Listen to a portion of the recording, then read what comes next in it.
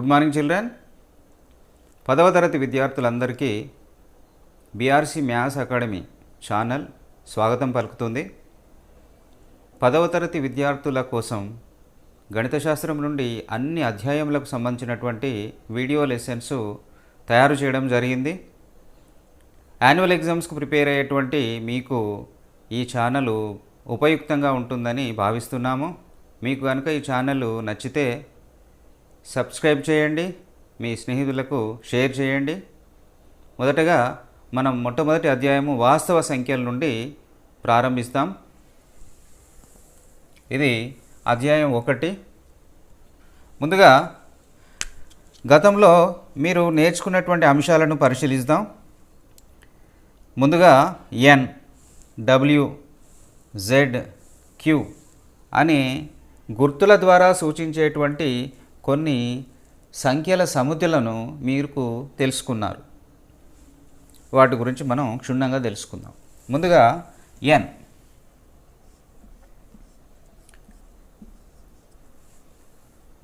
సహజ సంఖ్యలు.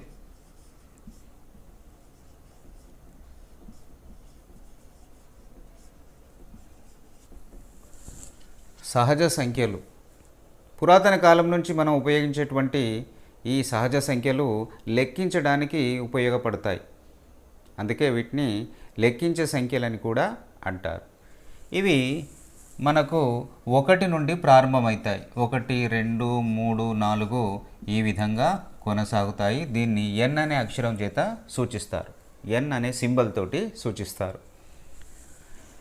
ఈ సహజ సంఖ్యలలో అతి చిన్న సంఖ్య 1, అతి పెద్ద సంఖ్యను మనం నిర్వచించలేము. ఎందుకంటే ఇది ఇదే విధంగా కొనసాగుతూ ఉంటుంది. ఇక పూర్ణాంకాలు.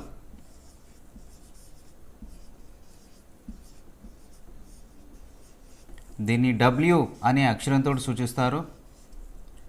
0, 1, 2, 3, 4 సో ఆన్ ఈ విధంగా రాస్తారు. అంటే సహజ సంఖ్యలకు గనుక 0 చేరిస్తే మనకు పూర్ణాంకాల సమితి అనేది వస్తుంది. దీన్ని w అనే అక్షరంతో సూచిస్తారు. ఓకే, ఇందులోనూ కూడా అతి చిన్న సంఖ్య 0, అతిపెద్ద సంఖ్యను నిర్వచించలేము. తర్వాత పూర్ణ సంఖ్యలు.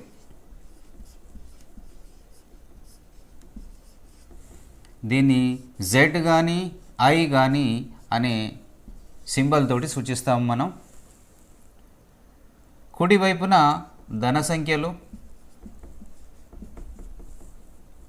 0, ఎడమవైపున రుణ సంఖ్యలు కనుక తీసుకునేది ఉంటే ఇటువంటి ధన, రుణ మరియు 0 వీటినన్నిటిని కలిపితే మనకు వచ్చేటువంటి సంఖ్యా సమితిని పూర్ణ సంఖ్యల సమితి అంటారు. దీన్ని z లేదా i చే సూచిస్తారు. ఇక్కడ ఒక విషయం మనం గమనించాల్సింది ఏంటంటే 0 అనేది ధన సంఖ్యలకు చెందదు, రుణ సంఖ్యలకు చెందదు. ఇది న్యూట్రల్, దేనికి చెందినటువంటి సంఖ్య. అందుకే మనకు 0ను ప్లస్ కానీ మైనస్ కానీ ఏది పెట్టకూడదు 0కు ముందు. ఓకే, నెక్స్ట్ వచ్చేసి అకర్ణీయ సంఖ్యలు.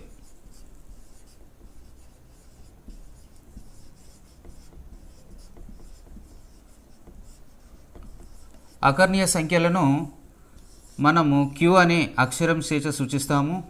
దీని యొక్క రూపము p/q. q 0 తీసుకోకూడదు.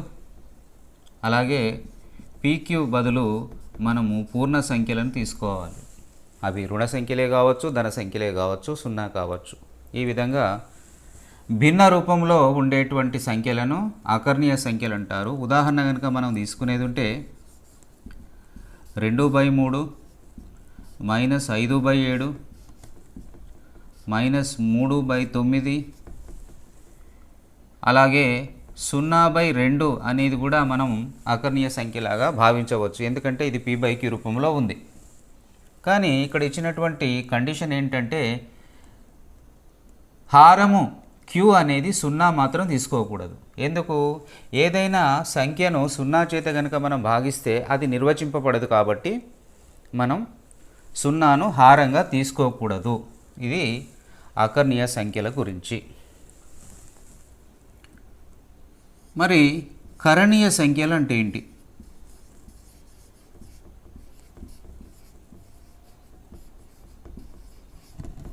దీన్ని క్యూ డాష్ లేదా ఎస్ అనే గుర్తుతే సూచిస్తాము. ఇవి ఎలా ఉంటాయి?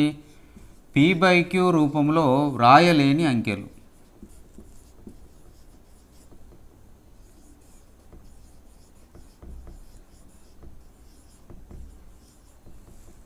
ఎగ్జాంపుల్ కనుక తీసుకునేంటే మనం రూట్ 2 విలువ 1.414 ఈ విధంగా పోతుంది. రూట్ 3 1.732, అలాగే పై విలువ 3.14. ఇవన్నిటిని మనం p/q రూపంలో వ్రాయలేము, ఎందుకంటే దీని యొక్క భాగాహారం అనేది ఇదే విధంగా మనకు కొనసాగుతుంది కాబట్టి. ఓకే, ఇక్కడ మీరు గమనించారు, ఇవన్నిటిని కలిపితే మనకు వచ్చేటువంటి ఒక సంఖ్యా సమితి అకర్ణీయ సంఖ్యా సమితి.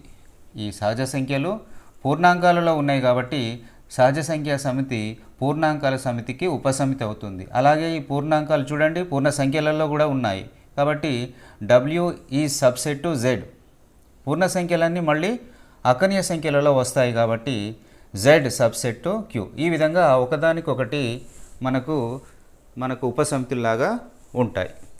అయితే మరి వాస్తవ సంఖ్యలను వేటిని అంటాము అని అంటే, ఇటువంటి అకర్ణీయ సంఖ్యా సమితిని మరియు కరణీయ సంఖ్యా సమితిని మనము కలిపి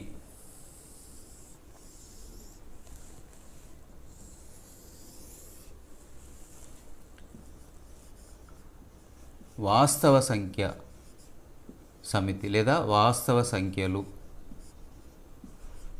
రియల్ నెంబర్స్ అంటారు ఇంగ్లీష్లో. దీన్ని R అనే అక్షరంతో సూచిస్తారు. ఏంటిది? అకర్ణీయ సంఖ్యలను Q తోటి సూచించేది ఉంటే, కరణీయ సంఖ్యలను Q డాష్ చేసి సూచించేది ఉంటే, ఈ వాస్తవ సంఖ్యలు ఈ Q డాష్ యొక్క యూనియన్, వాటి యొక్క సమ్మేళనము. ఓకే, ఇది మనం వాస్తవ సంఖ్యల యొక్క పరిచయం. ఓకే, ఇప్పుడు మనం యూక్లిడ్ భాగాహార న్యాయం అనే అంశం గురించి తెలుసుకుందాం.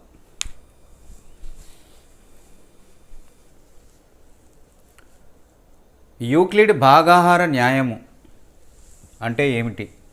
మనకు 10వ తరగతిలో కొత్త అంశము యూక్లిడ్ డివిజన్ లెమ్మా, అదే యూక్లిడ్ భాగాహార న్యాయము. దీని యొక్క నిర్వచనాన్ని కనుక పరిశీలిస్తే A is equals to BQ plus R, 0 less than R equal to R less than B అయ్యే విధంగా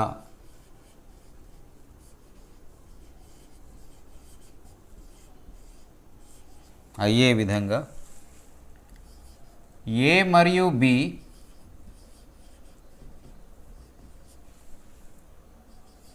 ల జతకు అనుగుణంగా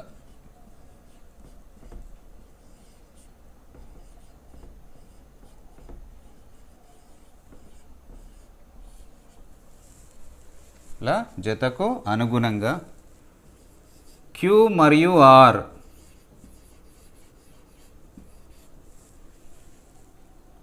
అనే ధన పూర్ణ సంఖ్యలు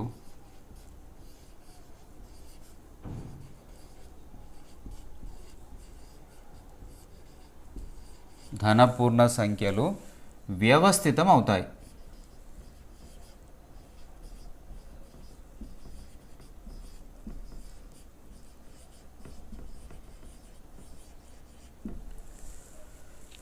ఇది యూక్లిడ్ భాగాహార న్యాయం యొక్క నిర్వచనము. ఇక్కడ ఏంటి? A is equals to BQ plus R మరియు 0 less than R equal to R less than B అనే కండిషన్కు అనుగుణంగా A మరియు B అనే జతకు Q మరియు R అనే ధనపూర్ణ సంఖ్యలు వ్యవస్థితం అవుతాయి అని అంటున్నాడు. మనం ఒక చిన్న ఎగ్జాంపుల్ మనం తెలిసినది తెలుసుకుందాం. 5 అనే సంఖ్యను 2 చేత భాగిస్తే మనకి ఇందులో ఎన్ని రకాల భాగాలు వస్తాయి? మనకి 2 రెళ్ళు 4. 5 మైనస్ 4 1. ఇందులో ప్రతిదానికి కొన్ని నిర్దిష్టమైనటువంటి పేర్లు ఉన్నవి. ఇందులో 2ను విభాజకము అంటాము. దేని చేతనైతే భాగిస్తామో దానిని విభాజకము అంటాము. అలాగే దేన్ని మనం భాగాహారం చేస్తామో దాన్ని విభాజ్యము.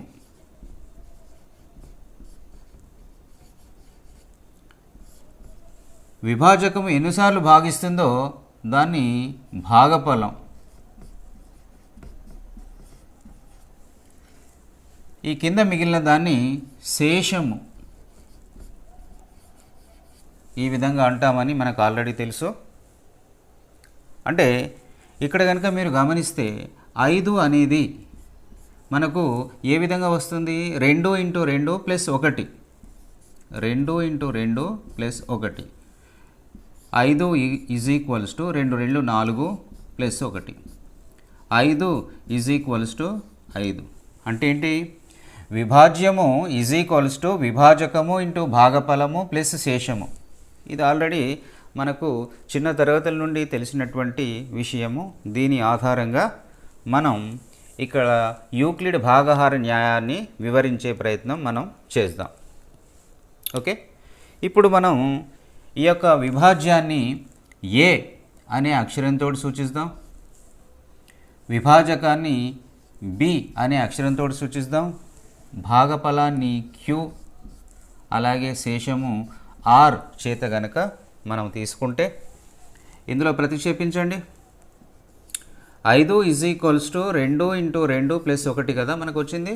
5ను దేనితో సూచించాము ఇప్పుడు? ఏ. 2 బి, 2 భాగఫలము క్యూ ప్లస్ ఆర్. ఇక్కడ గమనించారా? ఏ = BQ + R అనేది మనకు ఇక్కడ సరి సమానం అయిపోయింది. ఏ = BQ + R. దీనిని మనం యూక్లిడ్ భాగాహార న్యాయము అని అంటారు. అంటే ఏబి అనే ఏవైనా 2 విలువలకు క్యూఆర్ అనే మరో 2 విలువలు మనకు వ్యవస్థితమవుతాయి. ఏ విధంగా? ఏ = BQ + R అనే సమీకరణాన్ని సంతృప్తిపరిచేటట్టు. ఇందులో మరొక కండిషన్ ఏంటంటే 0 ≤ R R B.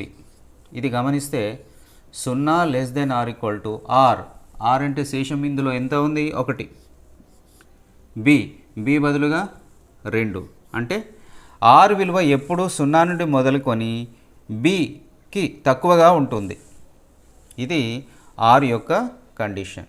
ఇది యూక్లిడ్ భాగాహార న్యాయం గురించి మనం తెలుసుకున్నాం. అలాగే మనకి ఇక్కడ ఒక అంశం గమనించాలి. యూక్లిడ్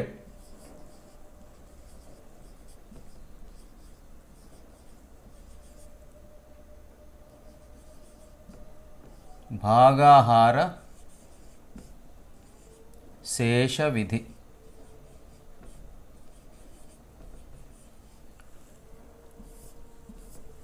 ఇది యూక్లిడ్ భాగాహార శేష విధి అనేది పూర్తిగా యూక్లిడ్ భాగాహార న్యాయం పైన ఆధారపడి ఉంటుంది. ఈ యూక్లిడ్ భాగాహార శేష విధిని మొట్టమొదటిగా యూక్లిడ్ అనే గ్రీకు శాస్త్రవేత్త, ఫేమస్ గ్రీకు శాస్త్రవేత్త తన పుస్తకమైనటువంటి యూక్లిడ్ ఎలిమెంట్స్ అనే పుస్తకంలో మొట్టమొదటిగా పొందుపరిచాడు. ఇది ఎందుకు ఉపయోగపడుతుందంటే 2 సంఖ్యల యొక్క గాసాబా గరిష్ట సామాన్య భాజకము కనుగొనడానికి మనం ఈ యొక్క యూక్లిడ్ భాగాహార శేష విధిని ఉపయోగిస్తాం. ఇప్పుడు మనము యూక్లిడ్ భాగాహార శేష విధిని ఆధారంగా చేసుకొని కొన్ని సమస్యలను సాధిస్తాం. సరేనా? ఇవి చేయండి, ఇవి చేయండి. దీని నుండి ఒక ప్రశ్న తీసుకుందాం మనం. యూక్లిడ్ భాగాహార న్యాయాన్ని ఉపయోగించి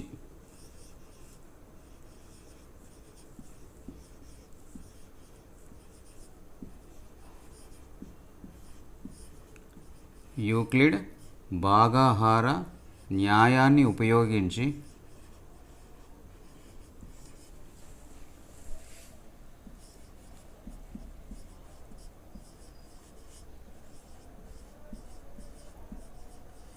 గాసాబాను కనుగొనుము.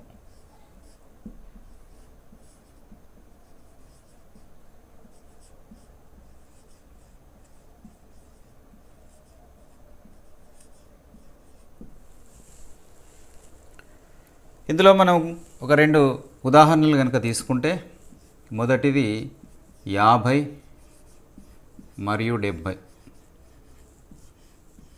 అలాగే రెండవ ఉదాహరణ 300 మరియు 550.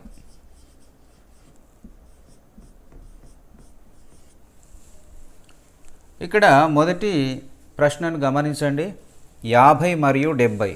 ఇందులో పెద్ద సంఖ్య 70 కాబట్టి దాన్ని మనం ఏ అనే గుర్తుతో సూచించాలి. అదేవిధంగా బి ఈజ్ ఈక్వల్ టు 50 ఈ విధంగా మనం తీసుకోవాల్సి ఉంటుంది.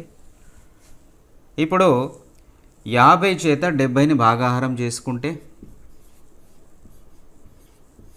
50 ఒకట్లు 50, 20 శేషం.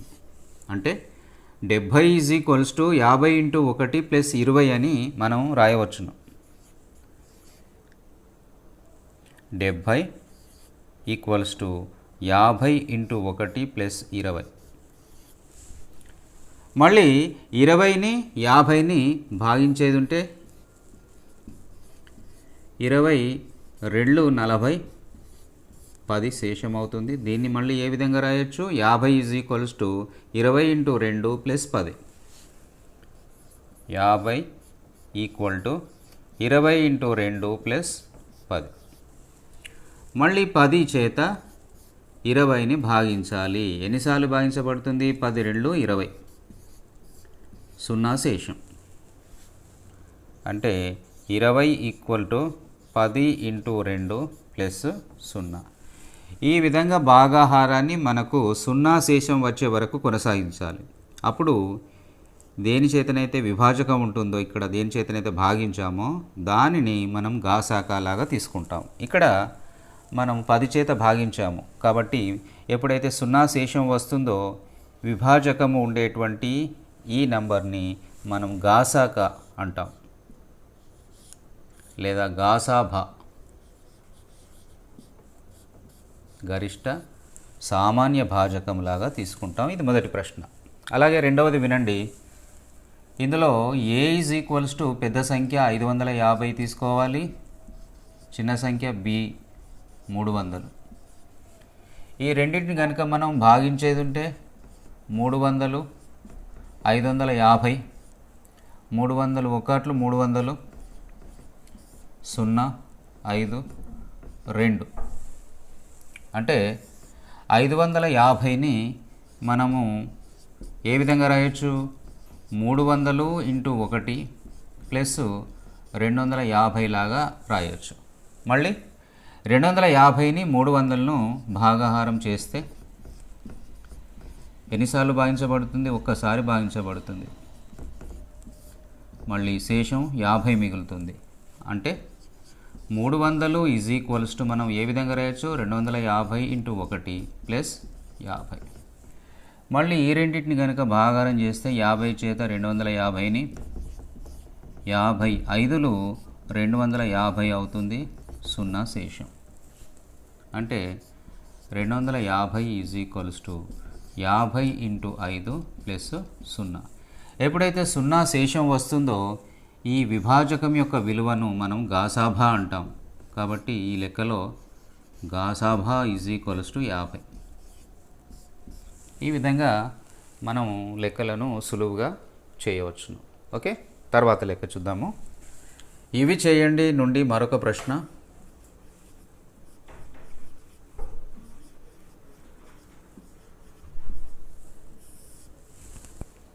ఏ is equals to B Q plus R అయ్యే విధంగా, A is equals to B Q plus R అయ్యే విధంగా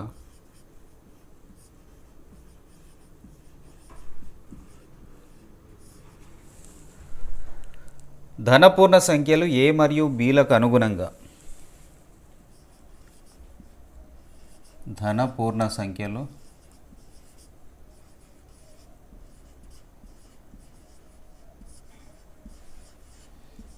ఏ, బిలకు అనుగుణంగా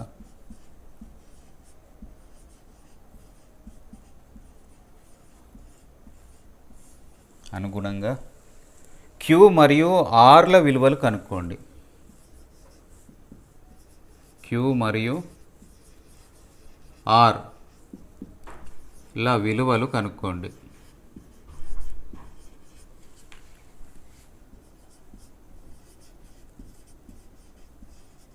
ఇందులో మనం ఒక 2 ప్రశ్నలు కనుక గమనిస్తే A is equal to 13, B is equals to 3. మొదటిది A is equals to 13, B is equal to 3.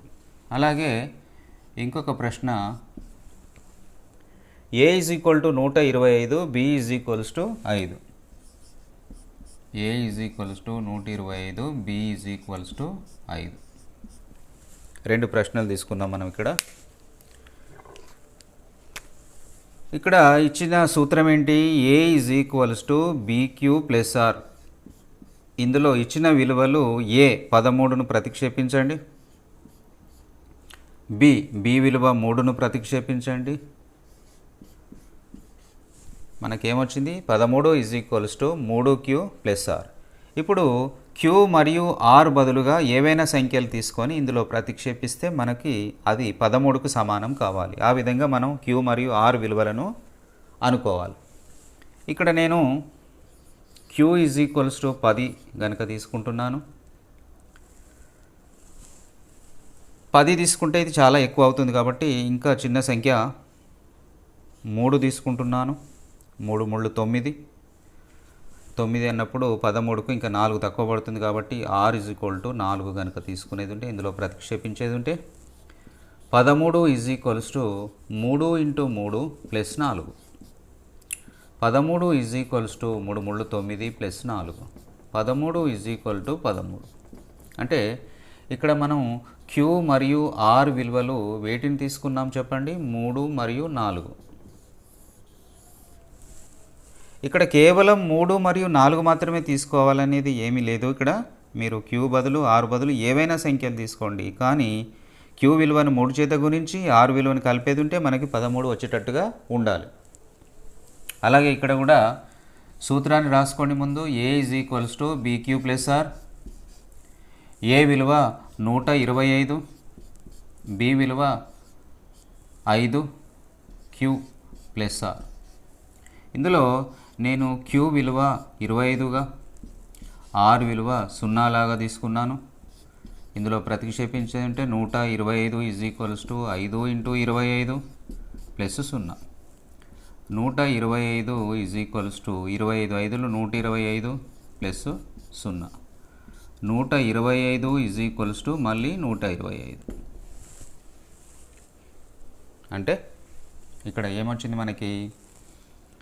Queue విలువ ఆర్ విలువ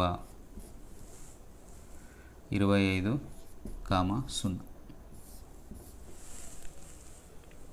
ఇది మనకి ఇవి చేయండి నుండి కొన్ని ప్రశ్న. ఆలోచించి చర్చించి రాయండి.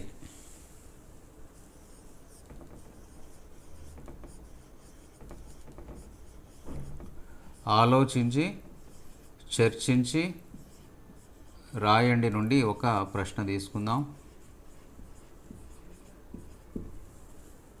ఆలోచించి చర్చించి రాయండి. ఇవి చేయండిలోని క్యూ మరియు ఆర్ల స్వభావం ఏమిటి? A is equals to B Q plus ఆర్లో క్యూ, ఆర్ల స్వభావం ఏమిటి? స్వభావము ఏమిటి? మీరు దీని యొక్క నిర్వచనాన్ని కనుక గమనిస్తే క్యూ మరియు ఆర్లు A is equals to B Q plus R అనే సూత్రంలో క్యూ, ఆర్లు ధన పూర్ణ సంఖ్యలై ఉండాలి. ధన పూర్ణ సంఖ్యలుగా. ధన పూర్ణ సంఖ్యలు అంటే 1 2 3 4 ధన సంఖ్యలతో కూడుకొని ఉండాలి. మరియు సున్నా less than R equal to R less than B అనే షరతులకు అనుగుణంగా విలువలు ఉండాలి. ఇది మనం ఆలోచించి చర్చించి రాయండిలో ఒక ప్రశ్న. నెక్స్ట్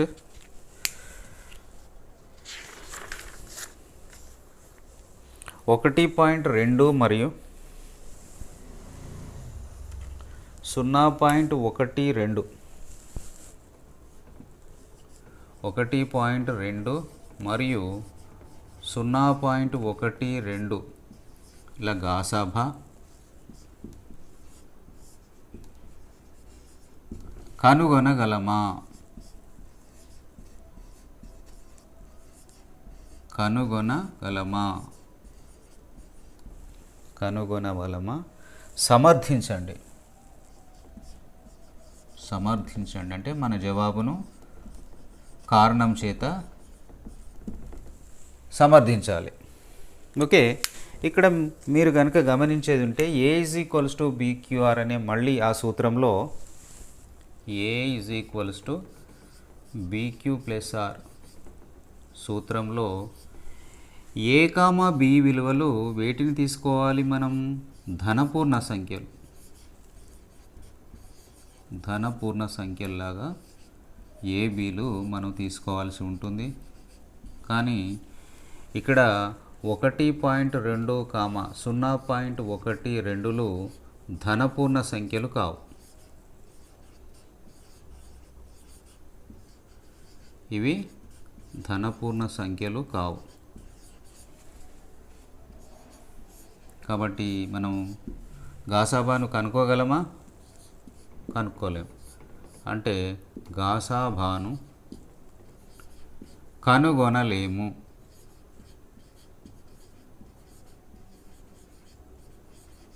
ఇది జవాబు.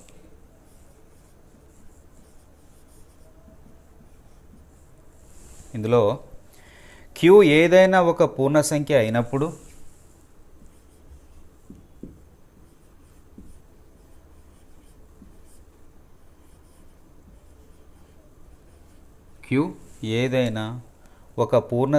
అయినప్పుడు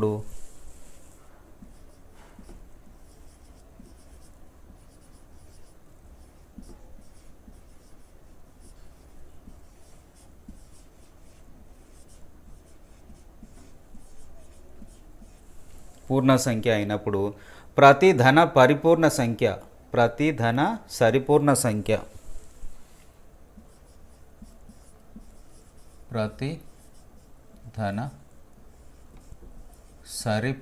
సంఖ్య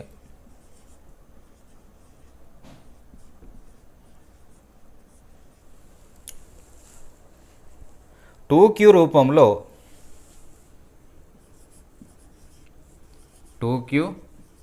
రూపంలో మరియు ప్రతి ధన బేసి పూర్ణ సంఖ్య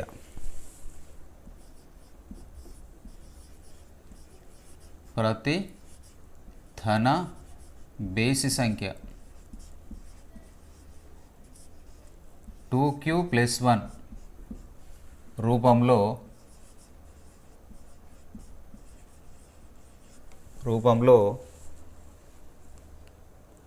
ఉంటుందని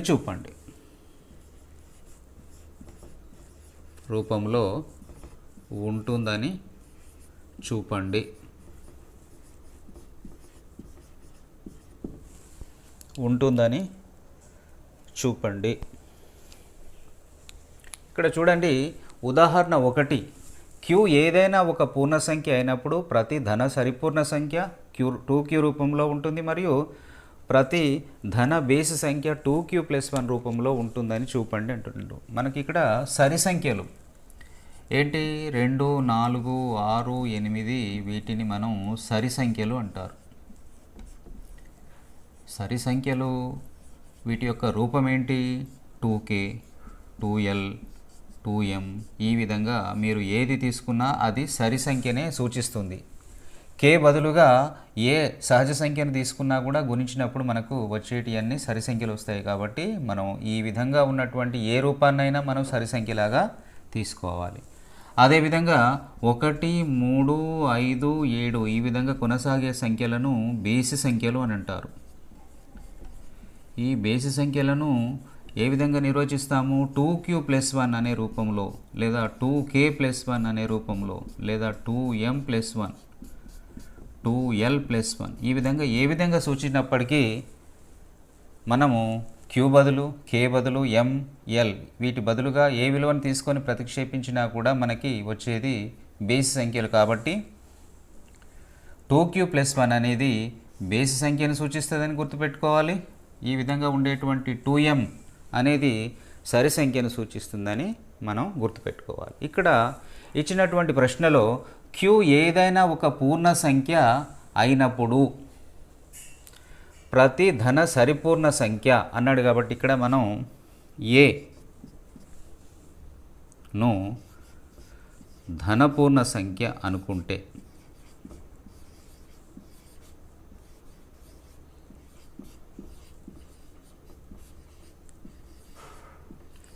ప్రశ్నలో దేనిని మనం కనుగొనాలో దానిని ఏ లాగా మనం భావించాలి. ఓకే, ఏను ధనపూర్ణ సంఖ్య అనుకునేది ఉంటే యూక్లిడ్ భాగాహార శేష విధి,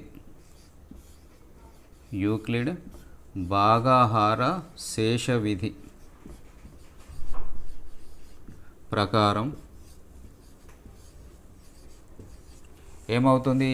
సూత్రం a = bq+r. ఇందులో b బదులుగా మనకి ఇక్కడ 2q+1 అనేది ఉంది కాబట్టి b బదులుగా 2 తీసుకోవాలి. అంటే a = 2q+r. అలాగే మనకు ఇక్కడ ఇచ్చినటువంటి కండిషను 0 ≤ r b, అనగా 0 ≤ r b విలువ 2. అంటే ఇక్కడ సాధ్యమయ్యేటువంటి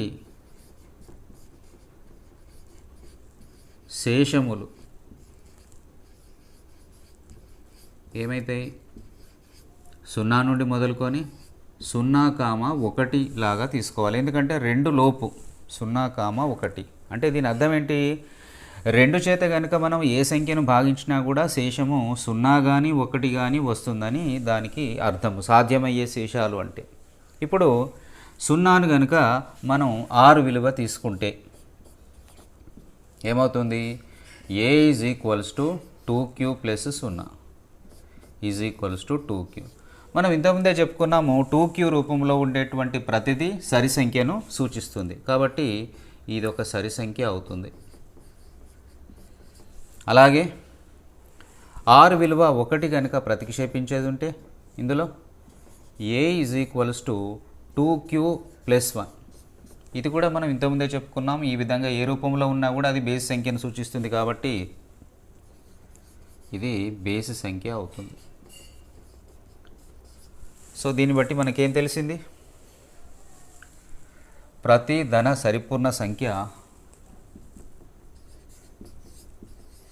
therefore ప్రతి ధన సరిపూర్ణ సంఖ్య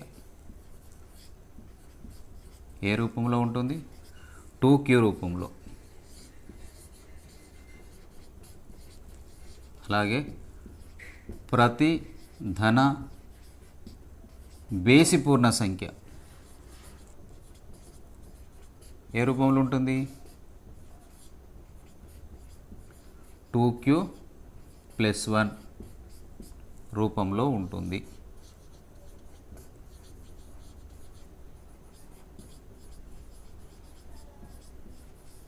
ఓకే, ఈ విధంగా మనం ఉదాహరణ 1ని చేశాము. అలాగే ఉదాహరణ 2ను గమనించండి. ఉదాహరణ 2, q ఏదైనా ఒక పూర్ణ సంఖ్య అయినప్పుడు, q ఏదైనా ఒక పూర్ణ సంఖ్య అయినప్పుడు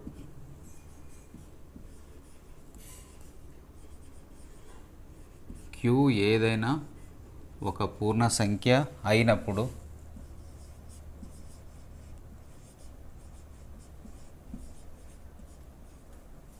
అయినప్పుడు ప్రతి ధన బేసి సంఖ్య ప్రతి ధన బేసి సంఖ్య ప్రతి ధన బేసి సంఖ్య 4q ప్లస్ 1 లేదా 4q ప్లస్ 3 రూపంలో ఉంటుందని చూపండి.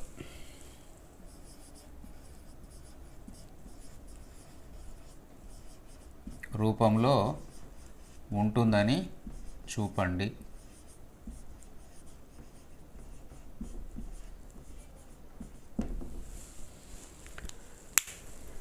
ఇందులో మీరు ఉదాహరణ 2లో కనుక గమనించేది ఉంటే క్యూ ఏదైనా ఒక పూర్ణ సంఖ్య అయినప్పుడు ప్రతి ధన బేసి సంఖ్య. కాబట్టి మనం ఇక్కడ ఏను దేనిలాగా తీసుకోవాలి? ప్రతి ధన బేసి సంఖ్య అనుకుంటే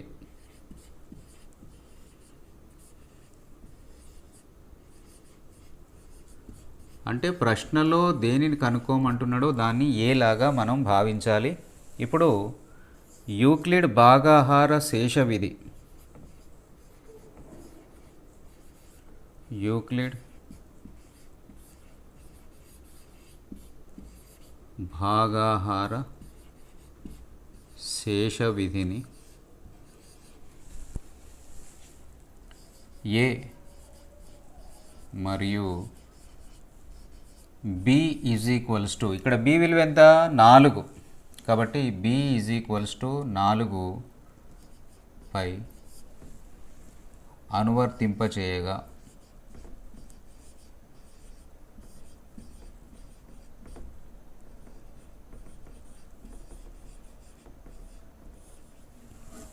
అప్లై చేస్తే మనకేమొస్తుంది? ఫార్ములా ఏంటి? a equals to bq plus r. A equals to B విలువ మనకు 4 అని ఇవ్వబడింది కాబట్టి 4q ప్లస్ ఆర్. అలాగే 0 less than R equal to R less than B. ఇందులో 0 less than R equal to R less than B విలువ 4. అంటే సాధ్యమయ్యే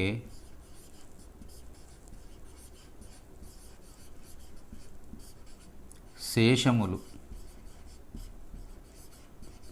అంటే ఏ సంఖ్యనైనా కనుక మనం 4 చేత కనుక భాగించేది ఉంటే వచ్చేటువంటి శేషములు ఏమై ఉండాలి? 0 కానీ 1 2 3, 0 నుంచి మొదలుకొని 4 లోపనగా 3 వరకు ఈ విధంగా మనకు వస్తాయి. ముందు 0 కనుక r విలువ తీసుకుంటే r ఈజ్ ఈక్వల్ 0 ప్రతిక్షేపించేది ఉంటే ఏమొస్తుంది? a is equals to 4q plus 0, 4q. దీన్ని ఏ విధంగా రాయొచ్చు? 2 కామన్ తీసేది ఉంటే 2q. దీన్ని మనము 2 ఇంటూ k లాగా దీన్ని భావించేది ఉంటే 2qను k లాగా భావించేది ఉంటే మనకు 2k అనేది వస్తుంది. 2k అనేది ఏ రూపము? సరి సంఖ్య రూపం. కాబట్టి మనం ఇక్కడ సరి సంఖ్య అని రాయాలి. అలాగే r is equals to 1, r is equals to 1 కనుక ప్రతిక్షేపించుంటే a is equals to 4q plus 1. 2 common తీయండి, 2q ప్లస్ 1. 2 ఇది k కనుక అనుకునేది ఉంటే 2k ప్లస్ 1. ఇందులో k అంటే 2q. ఇప్పుడు చెప్పండి, ఇది 2k ప్లస్ 1 అనేది ఏమవుతుంది? బేసి సంఖ్య. మనం ఇంతకుముందే చెప్పుకున్నాం, బేసి సంఖ్య.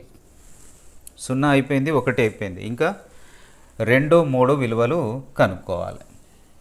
a is equals to 4q plus 2 ఎప్పుడైతే మనం 2 కనుక తీసుకుంటామో. ఇందులో చూడండి, 2 కనుక కామన్ తీస్తే 2q ప్లస్ 1. మళ్ళీ గుణించండి, 2 2 4q, 2 1 2. దీన్ని మనం 2k లాగా భావించవచ్చు. ఇందులో k అనగా 2q ప్లస్ 1. ఇప్పుడు ఇది ఏ రూపము? సరి సంఖ్య రూపం, కాబట్టి సరి సంఖ్య. చివరిగా ఆర్ ఈజ్ ఈక్వల్స్ టు 3 కనుక తీసుకునేది ఉంటే A is equals to 4q + 3. 2 common తీయండి, 2q + 1 + 1. 2 రెళ్ళు 4q, 2 ఒకట్లు 2, 2 + 1 మళ్ళీ మనకు 3 అనేది వస్తుంది. 2 ఇదంతా k అనుకునేది ఉంటే 2k + 1, where k is equals to 2q + 1. So ఇది దేన్ని సూచిస్తుంది చెప్పండి? బేసి సంఖ్యను సూచిస్తుంది. ఇక్కడ మీరు గమనించారో లేదో, మనకు బేసి సంఖ్య అని ఎన్నిసార్లు వచ్చింది? ఇక్కడ 2k + 1 ఇక్కడ వచ్చింది బేసి సంఖ్య, అలాగే ఇక్కడ 2k + 1 ఇక్కడ కూడా బేసి సంఖ్య అనేది వచ్చింది. అంటే దీన్ని బట్టి మనం ఏం చెప్పొచ్చు? సేమ్ ఇదే, q ఏదైనా ఒక పూర్ణ సంఖ్య అయినప్పుడు ప్రతి ధన బేసి సంఖ్య అనేది 4q + 1 రూపంలో ఉంటుంది. ఇక్కడ చూడండి, 4q + 1 అనేదే మనకు బేసి సంఖ్యను సూచించింది. అలాగే 4q + 3 అనేది కూడా బేసి సంఖ్యను సూచించింది. కాబట్టి చివరికి మనం ఏం రాయాలి? సేమ్ ఇదే, q ఏదైనా ఒక పూర్ణ సంఖ్య అయినప్పుడు ప్రతి ధన బేసి సంఖ్య 4q + 1 లేదా 4q + 3 రూపంలో ఉంటుంది. ఇలా మనం ఉదాహరణ 2 రాయాలి. ఓకేనా? ఓకే. సో ఈ ఉదాహరణలతో సహా ప్రతి లెక్కను మీరు బాగా క్షుణ్ణంగా ప్రాక్టీస్ చేయాల్సి ఉంటుంది. ఈ వీడియో కనుక మీకు నచ్చేది ఉంటే ఇది సబ్స్క్రైబ్ చేసుకొని మీ స్నేహితులకు షేర్ చేయండి. అలాగే నా రాబోయే వీడియో లెసన్స్ మీకు కావాలంటే బెల్ ఐకాన్ను టచ్ చేయండి, సబ్స్క్రైబ్ చేయండి. Okay, thank you children.